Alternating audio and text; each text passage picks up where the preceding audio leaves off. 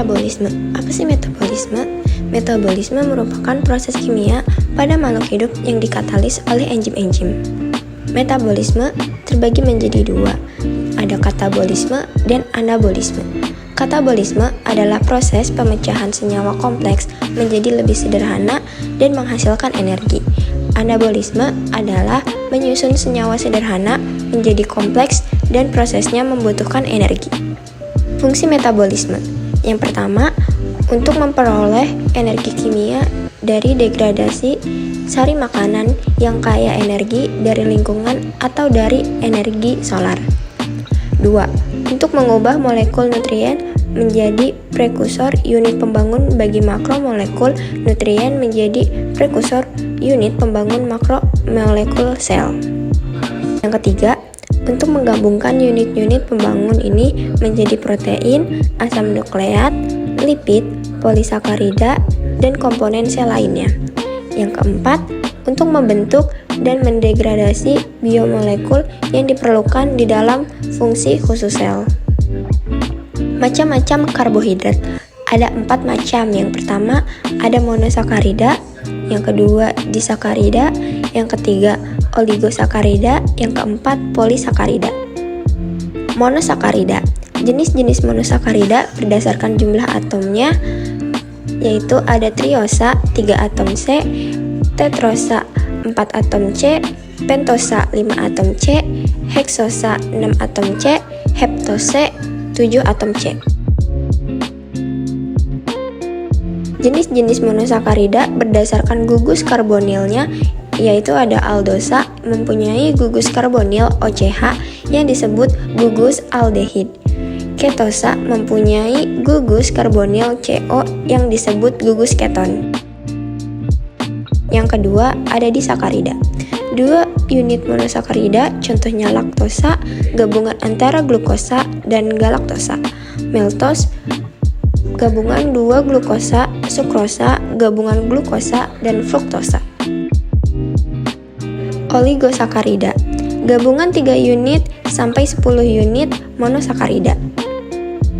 Yang terakhir yaitu ada polisakarida, gabungan lebih dari 10 unit monosakarida, contohnya amilum, glikogen, dan lain-lain. Tahap utama metabolisme karbohidrat ada 3. Yang pertama itu ada glikolisis, ada oksidasi pirufat, dan siklus Krebs. Glikolisis terjadi pada membran sel. Pada tahap ini terjadi perubahan glukosa menjadi molekul pirufat. Selain pirufat dihasilkan pula molekul NADH dan ATP. Untuk polisakarida harus dipecah dulu menjadi monosakarida atau glukosa sehingga dapat masuk ke dalam proses glikolisis. Yang kedua, ada asam pirufat. Setelah tahap glikolisis, asam pirufat mengalami proses lebih lanjut menjadi asetil KOH. Selain itu, dihasilkan NADH dan CO2. Proses ini disebut oksidasi pirufat dan terjadi di mitokondria. Yang terakhir, siklus Krebs.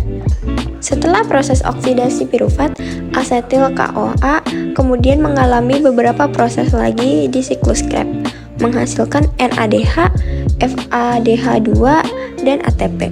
Siklus Krebs ini terjadi di mitokondria. Rantai transport elektron. Elektron yang terbentuk dari siklus Krebs kemudian akan mengalami proses lebih lanjut ke rantai transport elektron. Elektron-elektron ini akan melewati protein-protein pada membran mitokondria. Jumlah molekul ATP katabolisme karbohidrat. Hasil akhir dari katabolisme karbohidrat ini adalah molekul ATP yang merupakan sumber energi bagi sel. Dari keseluruhan proses, jumlah molekul ATP yang dihasilkan adalah sebanyak 36 ATP.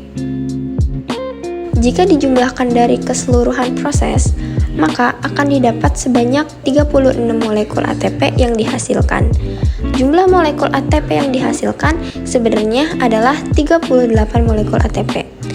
Faktanya, terdapat aktivitas pemindahan molekul NADH dari sitoplasma ke mitokondria yang memerlukan energi.